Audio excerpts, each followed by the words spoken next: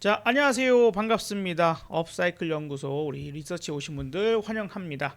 자, 이제 2월 중순에 들어가고 있습니다. 2월 이제 여러분들 12일이 장이 끝났고 13일 장을 맞이하고 준비 중에 있어요. 근데 여러 이슈들이 지금 공존하는데 오늘 매우 또 특이한 현상들이 일어나고 있어서 우리 또 두 분의 대단한 두 분의 전문가님 모시고 이야기 나눠보도록 하겠습니다. 우리 변영인 대표님 어서 오십시오. 우리 유창희 본부장님 반갑습니다. 네, 안녕하십니까. 반갑습니다. 네.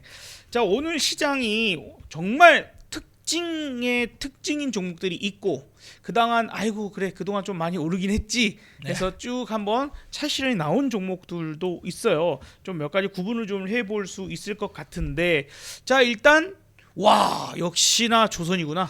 조선주. 우와 방산이구나. 조선방산. 그 트럼프 정권의 가장 큰 수혜가 될 거다라고 그 누구도 부인할 수 없고 반드시 포함시키는 업종인데 오늘 조선주 방산주 엄청 올랐습니다. 하나씩 좀 정리를 좀 해주시면 어떨까요? 네, 먼저 얘기해 주시죠. 네, 대표님.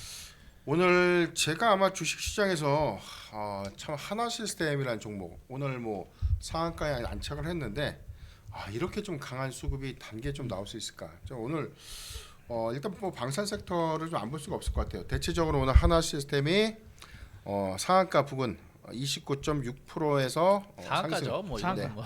그렇죠. 뭐 상한가고 네. 한화가 지금 16%, 네. 그다음에 뭐 하나 오션 해서 뭐 등등등 뭐 LNG 넥스원도 8.6%, 뭐 한국 항공우주 8.3, 뭐 HD 한국조선해양 뭐 5%대, 현대로템이 좀 다소 아쉽지만 최근에 상승폭이 좀 강했던 것들 좀 감안해봤을 때 현대로템, 한화에어로스페이스가 오늘도 좀 상승했다는 점, 이건 좀 굉장히 좀 상징적인 의미를 좀 넘어서 일단 뭐 주도 섹터로서 확실하게 방산주, 조선주가 자리를 좀 명확하게 좀 잡았다라고 좀 볼 수 있겠고, 하나시스템의 경우에는 오늘 역사적인 신고가를 좀 경신을 했죠. 네. 이게 일단 뭐 실적의 기대치가 다른 방산주에 비해서는 좀 다소 미흡했잖아요.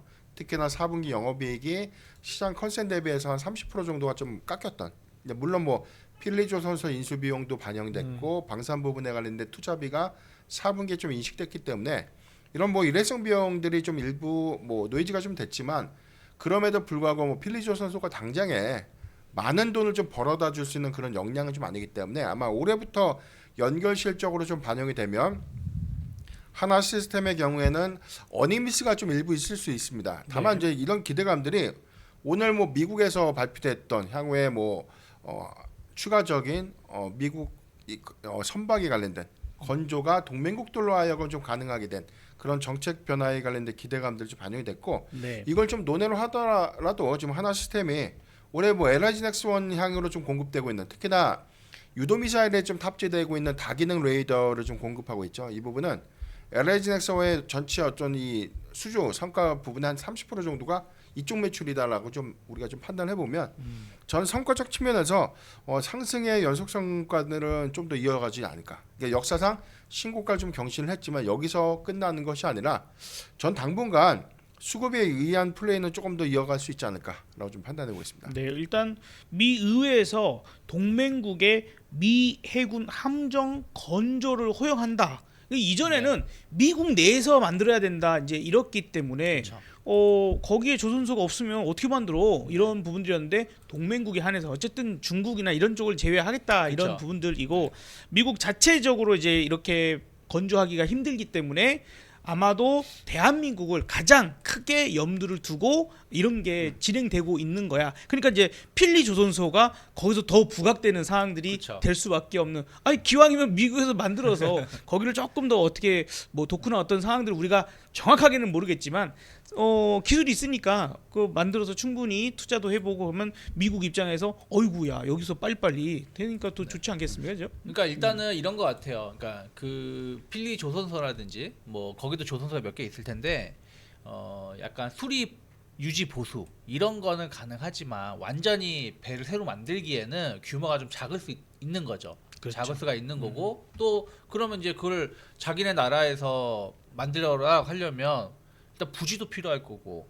또 거기다가 이게 뚝딱도 하루 이틀 만에 만들어지는 게 아니잖아요. 그렇죠. 그리고 또 그 기술자도 교육을 받아야 되는 거. 이게 용접 우리나라도 최근에 작년 재작 뉴스 보시면 용접공이 없어가지고 배를 빨리빨리 못 만든다고 할 정도인데 그 용접공이라는 게 쉽게 배울 수 있는 건 아니잖아요. 그 숙련 되신 분들이 네. 사실 우리나라가 약간 조선업이 살짝 기울었을 때 그쵸. 그때 막 한참 적자 문제가 있고 그때 좀 많이 이렇게 그만두신 분들이 그만두신 많고 분들, 거제도나 이런 데서 문제가 네. 됐었어요. 네. 그러다 보니까 외국인 이제 근로자들을 많이 데리고 왔는데 네. 아직은 이제 그쵸. 용접에 네. 숙련이 조금 안 되잖아요. 부족하니까. 그러니까 근데 또 중요한 거는 그 사람들 데려올 수도 없는 거잖아요. 네. 미국 입장에서는 예를 들어서 우리나라야 뭐 음. 필리핀이든 태국이든 데려와서 가르치면 살 수 있지만 그 사람들을 다시 데려가서 거기서 할 수가 없는 거잖아요. 그러면 미국인 대상으로 해야 되는데 미국인이 그렇게 위험한 일을 할 것인가 쉽지 않다라는 거죠. 그러니까 그럼 당장 자기들 나라에서 조선소를 만드는 건 어려우니까 그러면 동맹국에 한해서 동맹국에서 배 만드는 회사가 나라가 2개밖에 없잖아요. 일본, 우리나라. 그렇죠.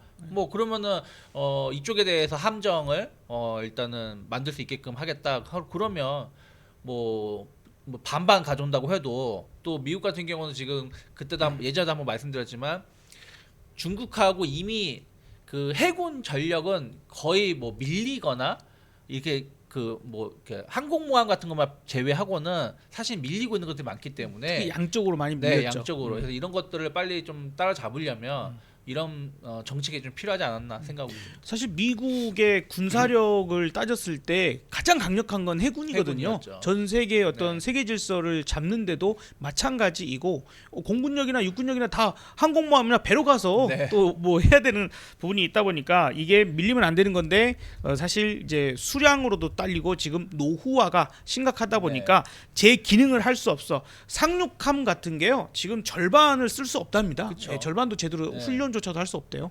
작전뿐만 아니라. 그래서 그런 게 급한 부분들이니까 여기에 대해서 사실 우리가 정말 많은 얘기들 했는데 이거 믿음이 있어야 돼요. 그렇죠. 이게 잠깐 끝날 게 아니다. 배 마는데 시간도 오래 걸리고 그렇죠. 작은 돈이 되는 것도 아니고 네. 그다음에 이제 다른 나라에 비해서 트럼프의 관세랄지 여러 가지의 그 억압이 이걸로 한편으로는 조금은 타협을 좀 해볼 수 그쵸. 있는 할수 있는 그런 키포인트도 부분들이- 될 수 있잖아요. 그렇죠. 그러니까 말씀하신 것처럼 조선주들에 대해서 약간 가격적인 부담감은 좀 있을 수 있다. 그래서 지금 당장 간다라고 말은 못하지만 좀 기간 조정 이후에 언제든지 움직일 수 있다고 말씀드렸는데 그 이유라는 거는 뉴스가 만들어지는 거잖아요. 바로 뭐 미국에서 법안 통과시키겠다는데 안 가면 이상한 거죠. 그렇죠. 네, 그래서 그때도 한번 말씀드렸지만 조선주를 버리면 안 된다. 그리고 비싸더라도 추가 매수할 생각을 하고 좀 물리더라도 좀 1차 진입구는 들어가 있으면 좋을 것 같다 말씀드렸는데 뭐 충분히 매수를 못 하셨다고 하더라도 오늘 같은 상승 현대중공업이 15% 급등했어요. 물론 이제 HD 현대그룹은 아침에 5,500억 정도인 거예요. LNG 벙커선인가 LNG 네. 탱커선 뭐 요거 수주도 있었고 그러면서 올라오면서 미국 상원 어떤 기대감이 올라온 거고 하나오션 같은 경우는 어저께 상당히 많이 상승을 보여줬는데 뭐 돈의 장사 없다고 네. 하나 에어로스페이스가 1조 5천억을 네. 그것도 5만 천 원인가요? 5만 원 초반에서 지분을 매입했다고 하니까 아니 그러면 당연히 주가가 더 갈 수밖에 없는 거죠. 거기에다가 이제 오늘 그 뉴스가 나와주면서 하나오션도 따라가면서 15% 이렇게 돼버리면 진짜로 갖고 계신 분들은 당연히 팔면 안 되시는 거고 없으신 분들도 그때 전략 그대로 유지해야 된다. 내가 없다? 그러면 눌릴 거를 기대하지 마시고 일단 한번 물린다는 생각으로 조금 그러니까 전부 사라는 건 아니잖아요. 네. 조금 사고 그다음에 이제 조정다운 조정이 나왔을 때 모아가는 전략 가져가시면 좋지 않을까 생각하고 있습니다. 한화 그룹주에 대해서는 조금 있다가 네. 다시 한번 좀 엮어서 지금 그룹 지배구조 요 관련돼서 이슈가 크게 있다 보니까 전체적으로 좀 많이 오르는 편이에요. 오늘 네. 한화라는 종목도 하나도 많이 상당히 올랐죠. 올랐는데 조금 이따 그걸 한번 정리해보고 자 우리가 조선 방산 먼저 얘기를 좀 하고 있습니다. 자 방산도 뭐 우리나라 정부에서도요 오늘 그 중소 방산 기업 육성을 위해서 그 뭐 그렇게 규모가 크지는 않아요. 크지는 않은데 2027년까지 약 600억 정도, 총 600억 규모의 정책 펀드를 조성하겠다. 뭐 네. 이런 것들이 방산 업체들 그 다음에 이제 조선주 중에서도 방산에 좀 더 그 비중이 높은 종목들이 올라간 거잖아요. 네. 그렇죠. 대표적으로 HD 현대중공업 그다음에 하나오션도 마찬가지.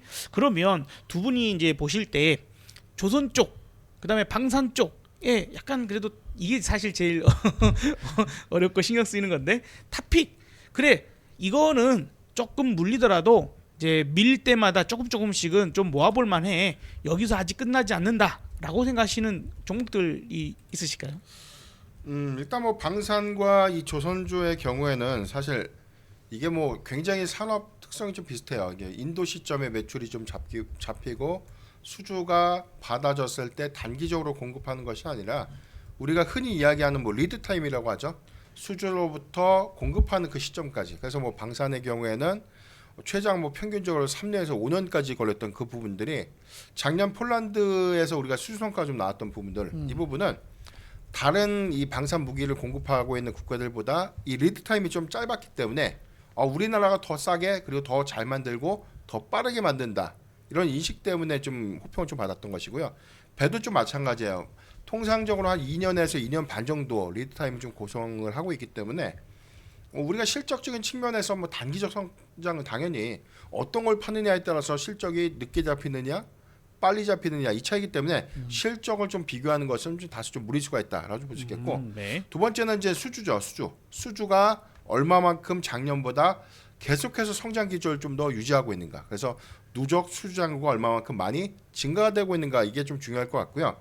세 번째는 모멘텀인데 개별적으로 보면 조선의 경우에는 오늘은 뭐 사실 뭐 미 해군에 관련된 뭐 함정을 좀 건조한다던가 향후에 뭐 함정에 관련된 유지 보수를 좀 담당하는 MRO 사업 관련된 기대감이 좀 부각됐기 때문에 네. 이런 좀 차이가 좀 있었고 또 다른 관점에서 보면 미국의 LNG 수출 터미널에 대한 허가를 제기했기 때문에 이제 LNG 선박에 관련된 수요가 좀 증가될 수 있는 부분들은 반대로 LNG 선박을 좀 주축으로 하고 있는 하나오션이라든가 삼성중공업 같은 그런 종목들에 관련된 수혜로 좀 이어질 수 있기 때문에 조선주의 경우에는 사실 모멘텀의 관점에 대한 해석이 좀 다르기 때문에 뭐가 더 좋다 나쁘다 이렇게 보기보단 골고루 특히나 뭐 수주 잔고가 감소되지 않고 꾸준하게 좀 증가를 해준다면 이런 관점에서 저는 봐야 된다라고 좀 볼 수 있겠고요.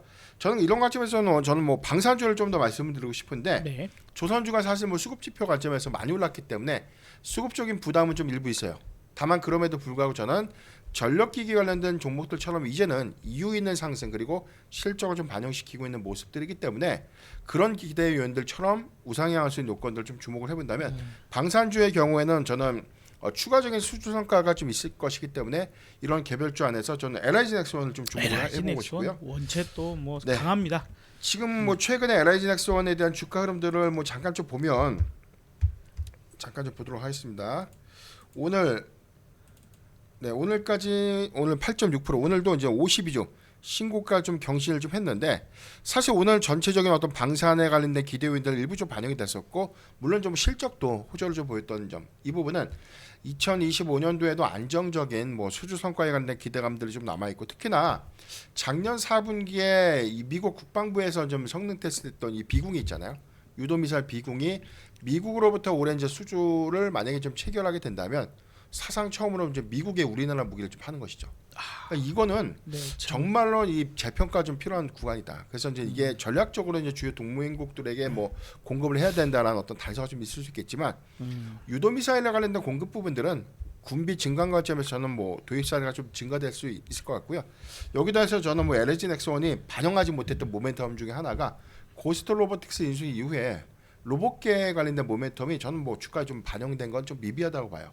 그래서 이 성과적인 측면에서 방산용 로봇에 관련된 구체적인 모델이 구체화되는 부분.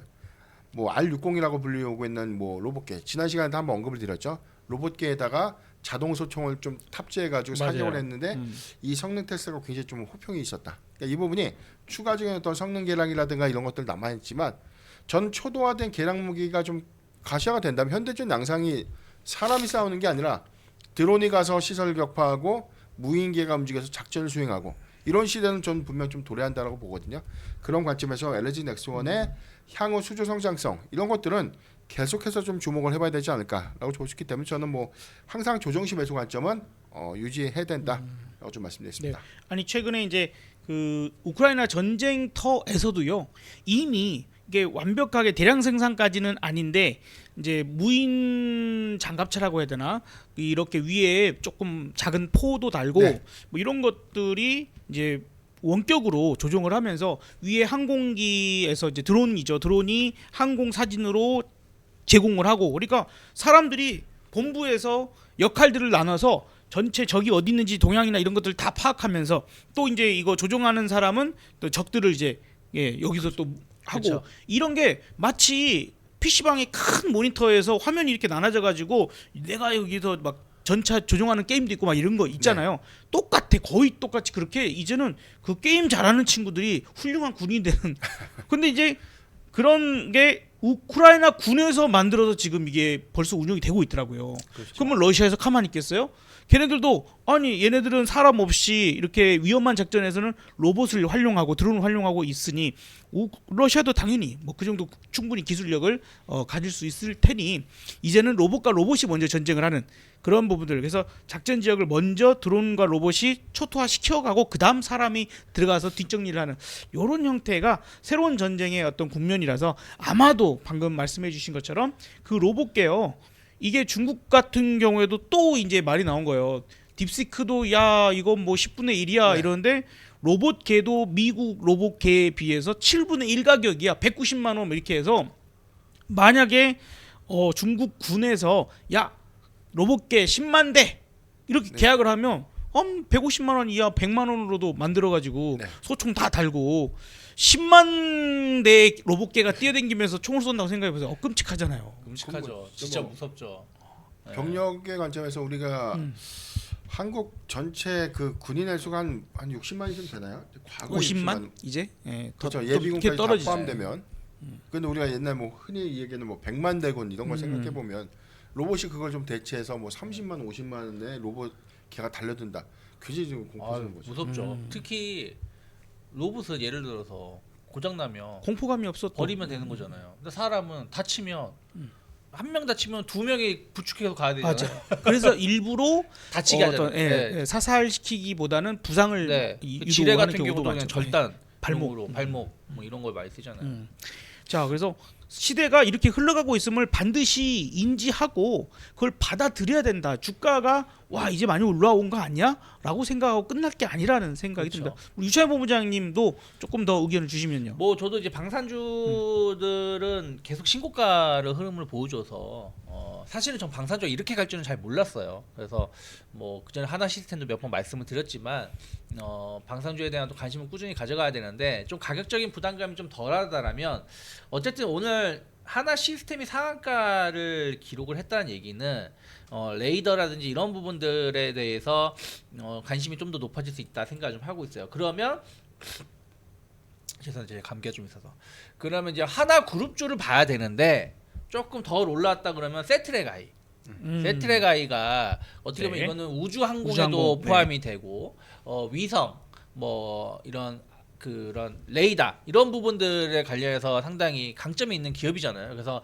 예전에 하나가 인수를 해가지고 계속해서 움직임이 그 기대감이 좀 있었는데 지금 어떻게 보면 이제 고점을 돌파를 이제 시도하려고 하고 있는 거잖아요. 그리고 하나 에어로스페이스가 상당히 지분을 많이 가지고 있는 부분들이라서 세트레가이 같은 경우 좀 눌림목이 나온다고 하더라도 충분히 분할 매수 관점으로 접근해 볼 수 있지 않을까 생각을 좀 하고 있고요. 네. 그리고 조선주는 결국엔 하나 오션이나 현대중공업 둘 중에 하나를 봐야 된다 생각 좀 하고 있어요. 왜냐하면 이게 트렌드가 만약에 오늘 올라온 게 LNG선 뭐 이런 걸로 움직임이 나왔다라면 삼성중공업 같은 경우가 덜 올라왔으니까 이런 것도 괜찮습니다라고 말씀을 드릴 텐데 네. 삼성중공업 못 간다는 뜻이 아니라 어쨌든 이제 함정 이런 부분들로 움직이는 거면 만들 수 있는 기업이 두 개밖에 없잖아요. 현대중공업 그리고 하나 오션. 그렇기 때문에 저는 이제 하나 오션은 좀 부담된다라면 현대중공업 물론 현대중공업도 오늘 엄청 올라왔지만 저는 그렇다고 하더라도 이제 그 현대중공업 같은 경우는 그래도 한 달 반 정도 기간 조정 주면서 올라온 거고 하나 오션은 그냥 조정 없이 그냥 솟구친 부분들이 좀 있기 때문에 좀 물린다는 생각으로 주식을 산다라면 현대중공업이 좀 더 낫지 않을까 생각을 좀 하고 있습니다. 네.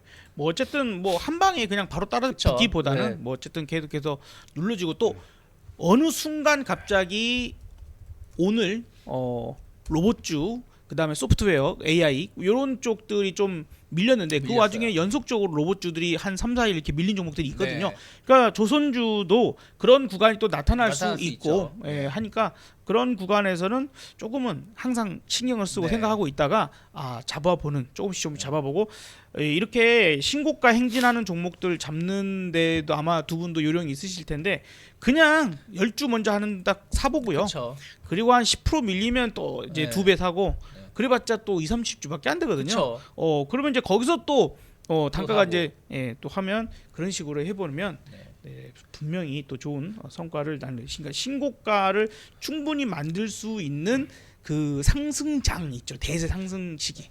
사실은 지금이 그런 구간이라고 뭐 봅니다. 현대중공업 같은 경우 하나오션은 그런 기회를 안 줬지만 현대중공업 같은 경우는 충분히 살 수 있는 기회를 줬어요. 네. 살 수 있는 기회를 줬는데 사람마다 조종의 그런 기준은 다르잖아요. 그렇죠. 어떤 사람은 많이 빠지면 사야지 하는 사람이 있고 또 기간 조정을 줄 때 모아가는 사람도 있고 하는데 사실은 이렇게 기간 조정을 줄 때 원래 모아가는 거거든요. 근데 여기서 지금 타이밍을 놓쳤다. 그러면 여기서 그냥 버리는 게 아니라 그때도 말씀드렸지만 원래 이런 말씀 제가 원래 잘 안 드리지만 일단 물린다는 생각으로 들어가는 거죠. 그러면서 또 가격 조정이 안 주면은 그냥 그것만 가는 거고 가격 조정 주면 그때 또 많이 담는 거고 한다는 생각으로 주식을 하셔야지 2월 15일 혹은 뭐 2월 13일 디데이 난 2월 13일이야. 그때 뭐 삼성전자가 됐든 뭐 하나오션이 됐든 난 그때 많이 잡을 거야 해서 딱 마음을 먹으면 못 잡잖아요. 그렇죠. 주식이라는 게. 그러니까 주식은 한 번에 덥석석 살 수가 없다. 그냥 조금 내가 봤을 때 지금은 모아가야 되는 자리가라고 생각이 드는 구간에 들었으면 그때부터 매일같이 주식을 하는 거고 지금은 물리더라도 사야 되는 자리다 그러면 그때부터 들어가는 거고 이게 타이밍은 조금씩 다르다라는 부분을 항상 인지하셔야 된다 생각하고 있습니다. 우리가 얘기하다 보니까 어쨌든 여기서 이제 이 조선주와 그 다음에 이제 방산주를 좀 정리를 해보고 얘기하다 보니까 한화 네. 얘기가 정말 많이 나옵니다. 근데 오늘 그 한화에 대해서 뭐 또 두 분 방송에서도 많이 얘기하시던데 한화 그룹에 도대체 무슨 일이 있길래 네. 한화가 오늘 또 급등을 하고 뭐 한화 붙은 종목들이 대부분 올랐습니다. 무슨 일이 있는 건가요?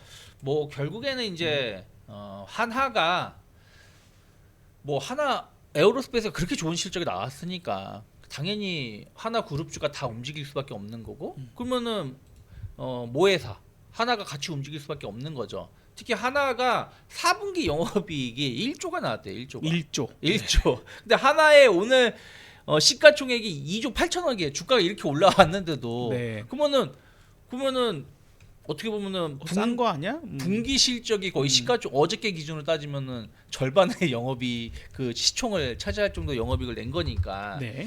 올라온 것도 있지만 사실은 하나그룹 같은 경우는 약간 이제 다른 회사랑 다르게 이미 지배구조 개편이 다 끝난 상황이라고 보시면 될 것 같아요. 그런 부분들이 조금 주목을 받으면서 시장에서는 좀 긍정적인 모습을 보여줬지 않았나 생각 좀 하고 있고 일단 그 하나 사업의 구조 개편 전하고 후인데 그거 조금 더 키워주셔도 될 것 같아요. 네, 키워드릴게요. 그래서 제 사진을 조금 해서 보시면 그냥 예전에는 그냥 건설 뭐 글로벌 사업 이것도 건설이죠 어떻게 보면은 화공이니까 그리고 이제 이런 식으로 대충 해놨었다라면 이제는 이제 좀 구분해 놓은 거죠. 그래서 하나 오션 쪽하고 하나 솔루션 쪽 해서 이제 물적 분할이라든지 기업 분할을 좀 해가지고 정리가 좀 되어 있기 때문에 이제 이런 부분들에 대해서 계속해서 이제 기업이 좀 변화가 될 수 있는 부분들이 좀 있다 생각을 좀 하고 있고 또 이제 지배구조의 개편의 핵심은 그 자녀들의 그 삼남의 어떤 그 지분이라고 생각을 좀 하고 있어요. 그래서 그런 부분들이 상당히 잘 되어 있다라고 좀 보고 있어요. 제가 좀 자료를 좀 찾고 말씀드릴게요. 아들이 이제 그 셋 있죠. 네. 그리고 이제 중요 직책들을 또 맡고 있지 않습니까? 근데 김승현 회장님이 이제 또 자료를 좀 띄워주신 것 같은데, 네. 네 한번 설명해 주시죠. 네. 예. 그래서 예전에는 하나로 이렇게 되어 있었다라면 이게 이제 좀 개편이 되면서 하나 에너지를 주축을 해서 이제 계열사가 싹 정리가 됐다라는 거죠. 근데 하나 에너지는 이제 비상장 계열사고요. 그리고 이제 김동관이 첫째고 김동원, 김동선이 이렇게 25%씩 분류가 되어 있습니다. 그리고 하나 관련해서도 이제 자녀분들이 이렇게 되어 있고, 그리고 이제 주목해야 될 부분들은 이제 하나의 지배 구조인데, 말씀드린 거 하나 에너지가 최상단에 있었고, 그다음에 네. 이제 하나, 그러면서 이제 금융, 제조, 서비스 쪽인데, 요 제조 쪽으로 해가지고 하나 에어로스페이스, 하나 시스템 요런 부분들을 첫째가 거의 도맡아서 하고 있는 부분들이 있고, 그다음에 이제 둘째가 이제 금융 부분을 좀 맞춰서 하고 있고, 셋째가 이제 서비스 뭐 리조트라든지. 그래서 최근에 이제 하나 리조트인가요? 거기서 이제 아워홈,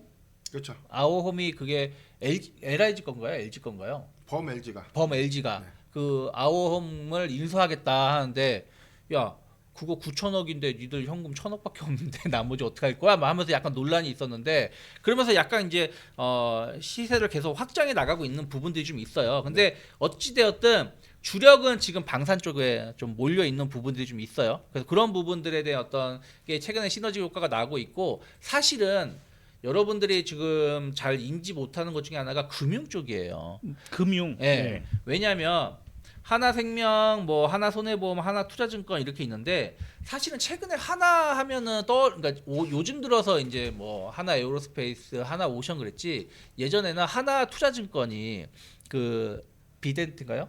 비센트인가? 그 가상화폐 빗썸, 예, 빗썸도 투자를 좀 많이 했었고, 그런 부분들의 어떤 저기 하나생명 네, 하나투자가 네. 업비트 이런 부분들이 업비트. 이슈가 좀 있었어요. 그래서 하나 그 투자증권 같은 경우도 주가가 움직임이 나왔다 최근에 좀 쉬어가고 있는 모습이고, 그리고 하나생명은 주가가 전혀 움직임이 없고, 그리고 하나손해보험 너 밑에 보면 계속해서 바닥을 다지고 있는데, 저는 이런 금융사들도 좀 관심 있게 좀 봐야 된다. 그러니까 이들을 많이 살 필요는 없겠지만 조금씩 모아가신 전략 가져갈 수가 있고, 제일 중요한 건 하나다. 하나가 이제는 아까 말씀드린 대로 지배구조 개편이 다 끝난 상황에서 이제는 배당을 공격적으로 할 수 있는 상황에 놓여 있거든요. 그래서 그런 것도 감안한다면 오늘 16% 정도 올라왔지만 저는 더 갈 수 있다는 생각으로 바라볼 수 있지 않을까. 16%라고 해봤자 2021년 고점 때까지 올라온 네. 거 수준이거든요. 그래서 좀 눌리면 하나 같은 경우도 관심 있게 보면 좋은데, 사실은 이거를 이제 오늘 좀 저희가 정리를 제대로 해서 하려고 했는데 먼저 움직이는 그러니까요. 바람에 좀 한 아침에- 발 좀 늦었어. 그러니까 아침 장 시작 전에 네. 사실 우리가 오늘 이거 자료 네, 제가 아침에 보내드렸잖아요. 검토하면서 그러면 하나가 핵심이 될 수 네. 있겠네. 하나 들어가야겠네 이 생각을 하고 있었는데 하면서 자료 다 공유하고 준비했었는데, 오늘 다 급등해서 그래도 뭐 아침 네. 미리 또 그 업사부님은 또 방송에 말씀하셨다고 하시니까. 맞아요. 그렇긴 예. 했는데 어쨌든 생각보다 빨리 빨리 올라가 움직였어요. 버려가지고 아마 네. 잡으신 분이 많지는 네. 않으실 근데 거예요. 계속 추적을 해서 또 말씀드릴게요. 알겠습니다. 자, 하나그룹에 대한 부분들이 일단 이제 이렇게 나왔습니다. 우리 이제 요거는 한번 좀 다음에 또 한번 정리를 네. 해보도록 하고, 오늘 또 약간 머리로는 납득이 안 되는 것 중에 하나가 네. 실적 발표하고, 이야 실적이 영업이익이 1조 원이 넘었대. 근데 개폭락? 이거 어떻게 된 겁니까? 네. 어떻게 보세요? 일단은 이게 좀 이해가 될 수 있는 대목인가. 이게 우리 증시가 가장 크게 신뢰를 좀 받지 못하는 이유 중에 하나. 특히 크래프톤이죠 이게. 네. 그렇죠. 저 이제 크래프톤 좀 말씀드리고 싶은데, 오늘 14%가 좀 빠졌어요. 이게 오늘 종가 기준 시총이 15조 4천억 원. 그러니까 영업이익이 작년에 지금 OPM 기준에서 뭐 43에서 44%니까 매출액이 한 2조 원대 초반, 그리고 영업이익이 1조 1천억 원 나왔어요. 그러니까 거의 뭐 절반 이상 남긴 셈인데, 지금 하나 에어로스페이스가 작년 연간 영업이익이 한 1조 7천억 원. 근데 지금 하나 에어로스페이스 연간 시총이 23조. 그다음에 오늘 종가 기준 시가총액이 하나 에어로스페이스가 23조 7천억. 네. 크래프톤이 15조. 단순하게 우리가 좀 시총을 좀 비교하는 것은 아닌데, 네. 전반적인 어떤 매출의 외형 효과보다 영업이익률을 얼마만큼 좀 더 잘 가지고 가느냐, 이게 기업 가치 관점에서 저는 더 중요하다고 보거든요. 아무리 숫자가 많이 나와도 실질적인 영업이익률이 낮으면 그거는 이익기회 효과가 좀 크다라고 좀 볼 수 없는데, 이익이 그만큼 이익률이 높다는 것은 그만큼 향후에 재원으로 활용할 수 있는 뭐 주주환원 정책이라든가 아니면 내부 현금 유보율이 좀 증가되는 부분들은 오히려 좀 기회 요인에서 뭐 인수합병이라든가 추가적인 투자를 통해서 외형을 좀 키울 수 있는 그런 긍정적인 효과가 좀 있기 때문에 네. 크래프톤의 오늘 하락은 좀 상징적으로 어떤 이유 때문인지 좀 다시 한번 좀 복기를 좀 해봐야 될 것 같고요. 네. 일단 연간 실적은 사상 최대 실적을 좀 달성했어요. 그러니까 우리가 주력 IP 뭐 배틀그라운드가 성장이 좀 정체될 것이다. 이거는 증권사에서 작년 뭐 여름부터 계속 떠돌던 이야기였고 이게 3분기 지나서도 깨졌고 4분기에도 깨졌어요. 근데 4분기 역산을 보면 영업이익 컨센이 시장 전망보다 한 500억 정도 낮아졌습니다. 그러니까 이 부분은 우리가 4분기에 뭐 성과급 같은 거 많이 주잖아요. 그러니까 일회성 비용들이 전체 연간으로 보면 일시적인 비용이 4분기에 좀 많이 반영되는 그런 것들을 감안해야 되거든요. 네. 그러니까 장사를 좀 잘했는데 일부 높아진 어닝미스 때문에 주가가 좀 빠졌다. 이게 좀 첫 번째고 두 번째는 오늘 신한투자증권이 이 리포트를 냈는데 이 투자 의견을 매수해서 중립으로 바뀌었어요. 그러니까 의견을 좀 하향했다는 거고 내용의 좀 전반적인 코멘트들을 보면 딱 두 가지 포인트입니다. 배틀그라운드 성장성에 의문이 있다.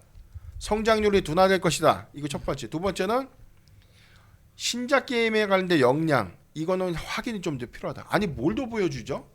이게 2조 원대 장사하고 이익 잘 내서 1조 1천억 원대 영업이익 냈는데 네. 여기서 얼마나 더 뭔가를 좀 보여줘야 되는지. 그러니까 성장률에 관련된 둔화는 작년부터 나왔던 이야기였고 공교롭게 제가 해당되는 애널리스트를 좀 비판을 해보자면 작년에 리포트 보면 탑픽 종목이 펄어비스, 데브 시스터즈 개판 둘 다 아장난 개판됐죠. 종목들 그죠? 추천했고 최근에 뭐 탑픽 종목은 또 넷마블이에요. 어닝미스 났죠. 아니 이렇게도 장사 잘한 기업을 축하해주지 못할 망정에도 고춧가루 뿌리듯이. 그래서 오늘 뭐 전반적인 어떤 거래원 창구, 매도 창구 1위도 역시나 다름 아닌 신한투자증권으로 좀 이어졌다.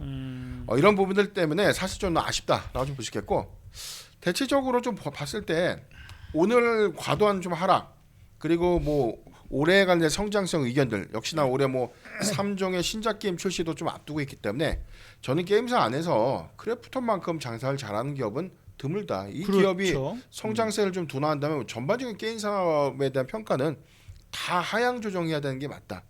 이제 그런 관점에서 저는 오늘 매수의 관점으로 봐야 된다라고 좀 강력하게 좀 말씀을 드리고 싶고요. 두 번째는 우리 증시의 좀 가장 큰 요인들이 디스카운트 이슈가 어닝미스에 너무 집착을 좀 하는 경향들이 있는데 일단 단기적인 성과 지표가 좋으면 일단 이 부분에 대한 평가는 좀 달라져야 된다. 그 다음에 어닝미스가 났을 때 이 부분을 우려하는 것이 맞지. 과거처럼 엇나갔던 전망들이 이번에도 역시 또 한번 질러보는 식의 어떤 이런 리포트 이런 것들은 조금 우리가 투자자들을 볼 때 조금 너무 맹신하기보다는 객관적으로 좀 걸을 거 거르고 들을 거 좀 들으면서 좀 하는 것이 맞지 않나. 그렇게 약간 말씀드렸습니다. 그 정치인처럼 막 고소 막 해보고 네, 기소해보고 아니면 말고 그렇죠. 이런 짓하고 좀 비슷한 듯한 느낌이 순간 좀 들기는 합니다. 그냥 네. 막 공격해보고 그렇죠. 씨, 국회의원 중에 좀 답지 않은 인간들이 몇 있거든요. 막 찔러보고 막 공격해보고 아니면 말고 그렇죠. 뭐 근데 저도 비슷한 의견이에요. 그러니까 사실은 1등 기업에 대한 프리미엄은 전 줘야 된다 생각하고 있거든요. 그렇죠. 그러니까 게임 회사에서 어쨌든 지금 크래프톤만큼 실적을 내는 회사는 없다라는 없어요. 거예요. 그렇죠. 그리고 매출이 2조가 좀 넘는데 영업이익이 1조가 좀 넘는 부분이 거의 영업이익률 50% 정도 되는 기업은 또 많지가 않다라는 부분들. 그리고 이제 지금 현재 크래프톤 유보율이 12만 8,000%예요.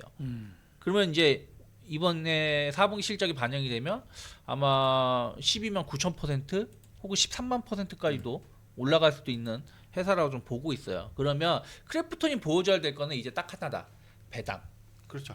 올해 아마 저는 배당의 원년이 될 수도 있지 않을까 생각을 좀 하고 있어요. 그럼 그런 것들을 감안하면 충분히 이렇게 기회가 왔을 때 저는 주식을 사도 된다 생각하고 있고 참 희한하게 지난 그 11월 달에도 실적 발표했을 때 그때 흥국증권인가요? 어디서 한 얘기가 크래프톤 실적 나쁘지 않은데 공모가까지 올라가기에는 아직은 부족하다 하면서 주가 급락이 나왔었어요.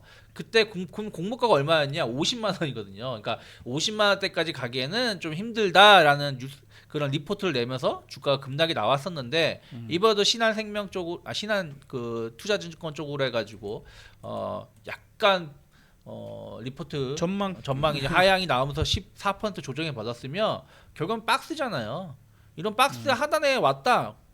그러면 저는 뭐 다음 주쯤 충분히 분할 매수 관점으로 모아갈 수도 있다 생각을 좀 하고 있어요. 그래서 실적에 대해서 뭐 예를 들어서 뭐 게임이 꺾이는 게임도 아니고 또 이런 IP 지적재산권으로 여러 가지 사업을 확장할 수 있는 부분들이기 때문에 전 충분히 긍정적으로 볼 수 있고 그 신한투자증권이 뭐 펄어비스 붉은 사막 뭐 어쩌고 뭐 기대감 나오고 있다고 하는데 그 붉은 사막이 언제적 붉은 사막입니까? 벌써 3, 4년 전에 나왔어야 될 게임이 지금까지 못 나오고 있어. 그렇죠. 이번에도 분명 나온다고 또 해놨는데 네. 역시나 근데 만약에 양측에서는. 이거 이제 나와도 문제가 뭐냐면 3, 4년 전에 나왔어야 될 게임이 지금 나오면 트렌드에 과연 따라갈 수 있겠는가 이런 거 감안하면 전 펄어비스보다는 크래프톤을 사는 게 낫지 않나 판단하고 있습니다. 네. 자, 일단은 우리 변 대표님이 이렇게 뭔가가 얘기를 하셨던 게 상당히 인상적이네요. 이때까지 이번에 리포트를 낸 애널리스트가 네. 예전에 냈던 리포트들이 다 엉망이고 엉망이었다. 정반대로 움직였던 것을 감안해서 이게 과연 이렇게 좀 주가가 다소 좀 떨어지는 것이 악의적이었다라고 보는 거죠. 뭔가가 조금은 의심스럽다. 왜냐면 오늘 매도 창구도 1위였는데 음. 그날 우리가 우스갯소리지만 역시나 신한투자가 신한투자하죠. 공매도 창구 항상 1위. 그러니까 불신적인 부분에서 항상 리포트를 좀 악재로 좀 악의적으로 좀 내는 리포트에 항상 매도 창구 1위가 항상 신한 창구였던 걸 좀 감안해 보면 이번에도 충분히 좀 악의적이었다. 저는 좀 개인적으로 그렇게 한번 평가해 보고 싶습니다. 악의적이거나 아니면 애널리스트로서 실력이 부족하거나 그렇죠. 뭐 이렇게 어쨌든 결과적으로는 별로 뭐 잘 못 맞추더라. 네. 이렇게 좀 신한이 잘 맞추는 건 알테오젠 하나밖에 없죠. 알테오젠 그 애널리스트는 이름을 좀 기억해 볼 필요가 있겠습니다. 아니 이제 이런 평가들도 있어야 네. 돼요. 그래서 충분히 우리 그 개인 투자자분들이 맞잖아요. 네. 정말 보는 시각이 상당히 분석을 철저하게 하고 그쵸. 네. 그다음에 이제 그것이 실제 반영이 되는가에 대한 부분들이 신뢰도 높은 사람들 아니 순위 좀 매겼으면 좋겠어요. 아니 저는 애널리스트도 사실은 물론 그렇다고 해서 애널리스트 그걸로만 잣대를 잡으면 안 되지만 물론 그렇긴 합니다. 본인이 여러 가지의 어떤 영향력 있는 이런 리포트를 냈는데 이거에 대한 어떤 정확도도 좀 봐야 된다 생각하고 있어요. 뭐 한 1년을 집계해 봤는데 뭐 정확도가 높다 그러면은 말씀하신 것처럼 그 올려주고 상도 주고 저보다 낮으면 연봉도 깎고 좀 내보내고 그렇죠. 좀 해야 되지 않을까. 저는 좀 이렇게 냉정하게 일단 뭐 지표 부분에 대한 전망이 좀 달라질 수 있죠. 이게 뭐 우리가 뭐 불가피한 뭐 전쟁이라든가 뭐 재해라든가 이런 것들 좀 제외한다면 사실 업황에 대한 전망치가 너무 추정치가 엇나가는 그런 네. 것들은 사실 업무 뭐 리포트를 어떤 뭐 작성할 수 있는 어떤 그런 것들을 뭐 정지시킨다든가 네. 자격을 좀 정지시킨다든가 이거는 남발이에요. 그동안 우리나라 국내 리포트가 신뢰성에서 많이 우려됐던 부분들이 수급적으로 너무 이용을 하고 또 이걸 이용해서 많은 매도 물량 좀 나. 그러니까 추천 열심히 하고 뒤로는 매도 정리하고. 그러니까 이런 것들에 관련된 불신이 있기 때문에 리포트는 좀 더 공정하고 좀 투명한 그리고 좀 팩트에 좀 기반한 그런 것들을 좀 먼저 반영시켜야 되지 않을까. 알겠습니다. 좋은 말씀 일단 감사드리고 자 이제 마지막으로 이제 조금 오늘 이후에 뭐 한 일주일 정도 다음 주 또 우리가 만날 때쯤에 그냥 어찌까지야 예상입니다. 여러분들 뭐 100% 맞출 수는 없는데 그래도 두 분께서 보시는 시장의 방향이 좀 어느 정도 움직임이 좀 예상되는지 간략하게 좀 말씀해 주시면 좋을 것 같아요. 네. 대표님 먼저 하시죠. 우선 뭐 오늘 밤에 좀 발표되는 1월 CPI 네. 그리고 뭐 PPI 물가지표 어제 뭐 파월 의장이 뭐 청문회에서 언급을 했죠. 매파적인 금리 인하 기조는 뭐 확인했기 때문에 3월에는 금리 인하에 관련된 기대감 좀 내려오는 것이 맞지 않을까 이런 부분들이 대체적으로 제약바이오 섹터의 또 조정이 좀 빌미가 좀 될 것 같은데 우리가 트럼프 정책 기대감에서 특히나 뭐 헬스케어 관련된 정책 육성을 하겠다라는 기대감을 제약바이오 섹터가 좀 많이 반영하지 못했던 것 같아요. 그리고 금리 인하의 기조가 계속해서 좀 부정적인 입장이 좀 나오면 나올수록 수급적으로 좀 소외되거나 좀 위축됐던 그런 부분들에 대한 차이가 좀 있겠고 최근에 삼성 바이오로직스의 상승세가 굉장히 좀 좋았죠. 그렇습니다. 돈을 잘 버는 기업들의 경우에는 올해도 역시나 연동될 수 있는 수주 성과 안에서 저는 뭐 삼성 바이오로직스는 CDMO사 중에서 뭐 두 번째 종목 탑픽은 좀 ST팜을 좀 언급을 드리고 싶은데 CDMO사의 경우에는 뭐 생물보안법 관련된 이슈가 좀 나올 때 물론 지금 현재 뭐 매파적 금리 기조 때문에 제약바이오 전반적인 수급은 좀 위축됐지만 그래도 좀 쉬어가는 구간은 저는 계속해서 관심을 좀 가져야 된다라고 좀 언급을 좀 드리고 싶고요. 지금 코스닥 종목에서 저는 뭐 알테오젠을 좀 가장 강하게 좀 말씀드리고 싶어요. 알테오젠. 그렇죠. 우리가 통상적으로 올해 이벤트들을 보면 4월달에 미국 아마케가 있고 그 다음에 5월달에 미국 임상종양학회 아스코죠. 이 행사가 있고 그리고 가을에는 유럽 임상종양학회 ESMO 이렇게 이제 크게 뭐 세 가지 3대 학회가 이제 곧 임박을 하고 있는데 아마케의 경우에는 뭐 여기서 뭐 성과를 좀 보여주는 자리보다 신규 파이프라인을 뭐 소개하는 정도이기 때문에 5월달 아스코 행사를 우리가 좀 눈여겨봐야 될 것 같고 네. 아스코에 관련 연구 데이터를 만약에 5월에 좀 참여를 목적으로 해서 아니면 뭐 5월에 발표를 좀 하게 해주려 면 3월 전까지는 제출이 좀 돼야 됩니다. 그렇다면 연구 성과가 이제 잘 정리가 되는 시점이다라는 점을 좀 기억을 하면 좋을 것 같고 이런 관점에서 좀 알테오젠 같은 종목이 올해 1분기에 미국의 이 키트로다 SC 제형제에 관련된 FDA 허가 신청 관련된 이슈가 있죠. 이게 단기적인 어떤 기대 요인이 좀 될 수 있을 것 같고 하반기에는 물론 이제 성과에 관련된 기대감 그리고 임상 3상의 유효지표 여부가 지금 어떻게 좀 발전했는가.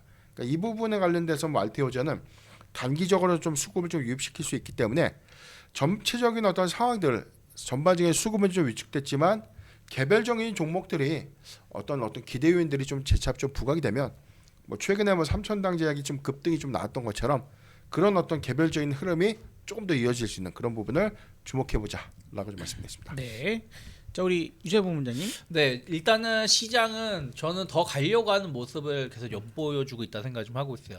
오늘도 사실은 코스닥이 한 0.6% 조정을 받았고 코스피는 강보합 정도 마감을 했지만 수급은 엄청 전 좋았다 생각하고 있거든요. 무슨 말이냐면 프로그램으로 거의 5천억 정도 순매수가 들어왔었고 네.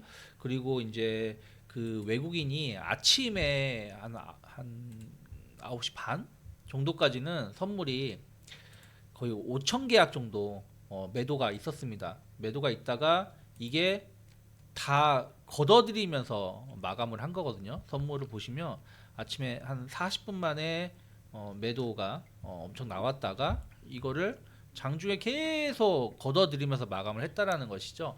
이런 것들을 감안한다면 수급적으로는 뭔가 계속 한국 증시가 좀 싸다라는 인식이 있으면서 저가 매수가 유입되려고 하고 있고 그러면서 그동안 좀 못 갔었던 조선주가 어제 오늘 강세를 보여줬고 방산주가 힘을 내줬다라는 거죠. 그리고 또 많이 올라왔다라고 생각이 드는 로봇이라든지 AI 소프트 뭐 이런 쪽으로 좀 조정이 나왔는데 저는 이런 부분들에 대해서는 내일 모레 정도가 되면 또 어느 정도 저점이 좀 확인될 수 있다 생각 좀 하고 있어요. 그래서 성장주에 대해 그러니까 성장주하고 관세 수혜주에 대해서는 우리가 쉽게 버리지 말자. 뭐 예를 들어서 엔터주들도 마찬가지겠죠. 그래서 이들에 대해서 조정이 나올 때 오히려 우리가 좀 관심을 가져가는 모습을 보여주면서 한 주를 좀 대응하시면 또 다음 주 조금 좋은 결과 볼 수 있지 않을까. 어쨌든 시장은 저는 12월 큰 변동성이 나온다라면 언제로 보고 있냐면 엔비디아 실적. 엔비디아가 2월 26일 우리나라 시간으로 치면 아마 그럼 2월 27일 새벽일 거예요. 그때 실적 발표를 앞두고 있기 때문에 그 전까지는 약간 눈치 보기 그러면서 약간씩 고점을 높여가려고 하는 노력 이런 것들이 나올 수 있지 않을까 생각 좀 하고 있습니다. 네.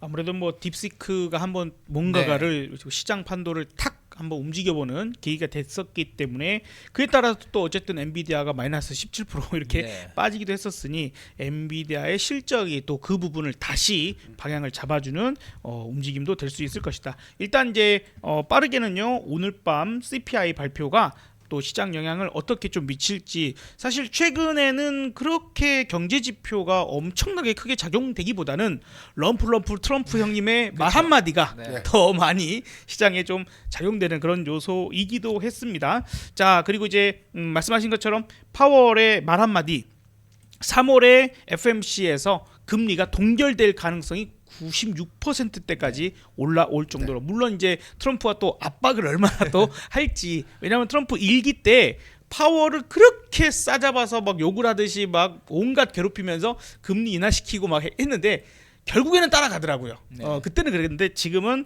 어쨌든 경제 지표 여러 가지 상황적으로는 좀 매파적으로 좀 천천히 결정해야 한다라는 얘기도 했었으니까 여러분들 참고하시고 내일은 국내에 옵션 만기일입니다.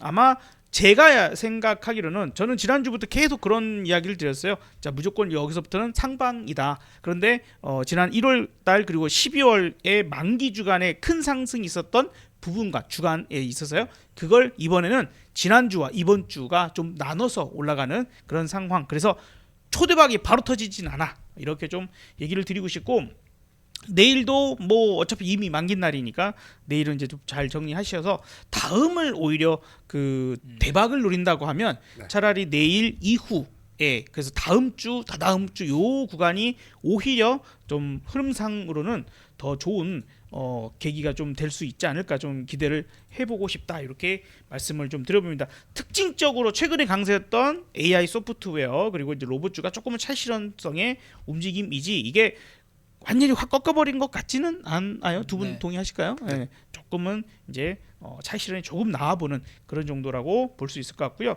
MSCI 그 분기 리뷰에서 편출 결정됐던 11종목이 오늘 모두 하락을 했는데 신규 편입은 없어요. 그리고 다음 달 3일부터 변경된 지수가 적용된다라는 것 정도만 참고하시면 오늘 뭐 크게 놓치시는 거 없으실 것 같습니다. 자, 오늘 저희 이야기 긴 시간 동안 좀 얘기 들으셔서 감사하고요.